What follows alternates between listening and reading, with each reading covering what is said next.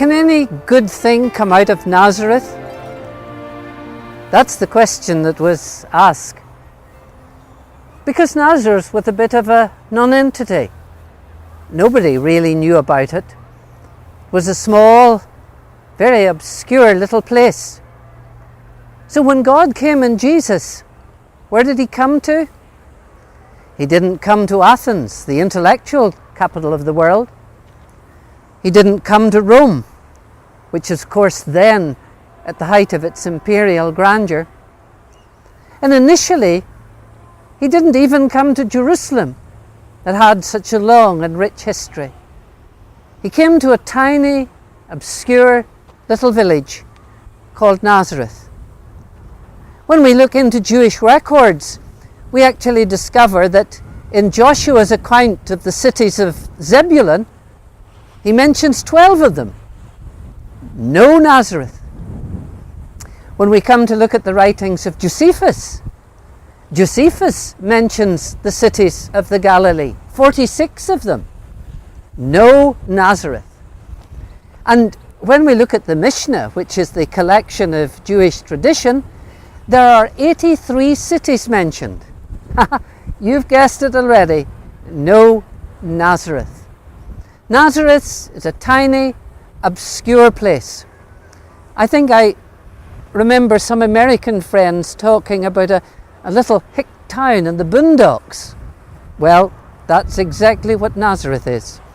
Of no fame in itself.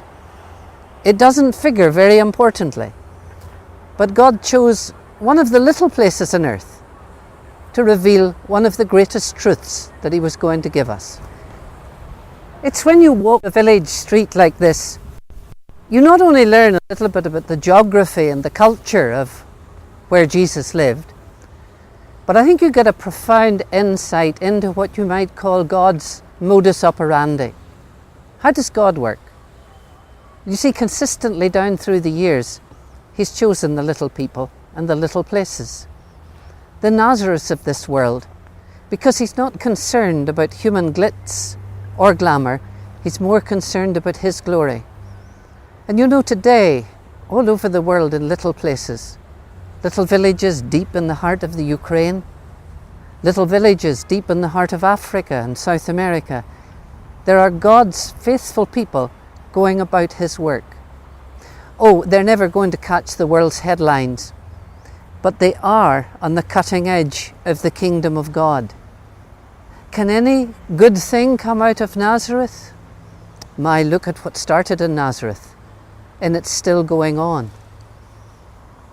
And as God has chosen little places, another part of his modus operandi, he chooses little people. That's been the consistent methodology of God down through the ages, because he's so concerned with his own glory. And you see, people who haven't a false sense of their own importance and are concerned about him, those are the servants he uses.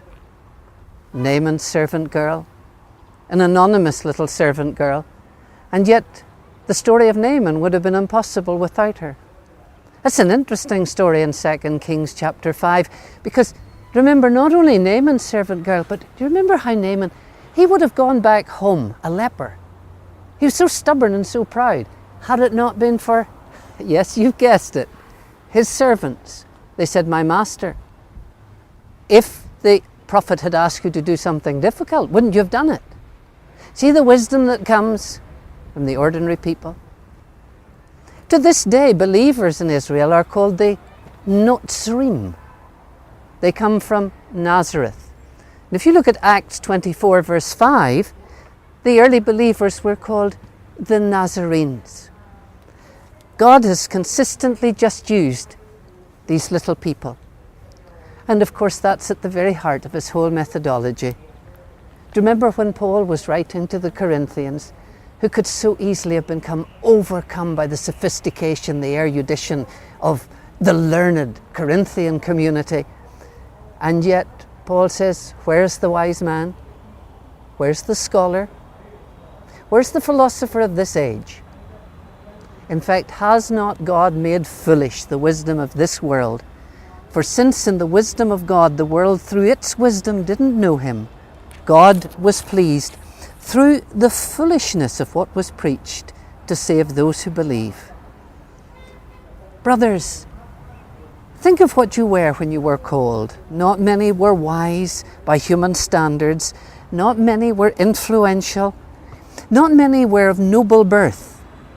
But God chose the foolish things of the world to shame the wise. God chose the weak things of the world to shame the strong. Do you know, I'm convinced there's no such thing as an average person.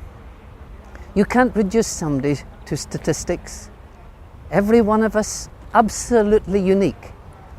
And no matter what our background, there's no place too small. No matter who we think we are, there's simply no one too small to fit into God's modus operandi, where he's consistently chosen the little people from the little places to do the most astounding things.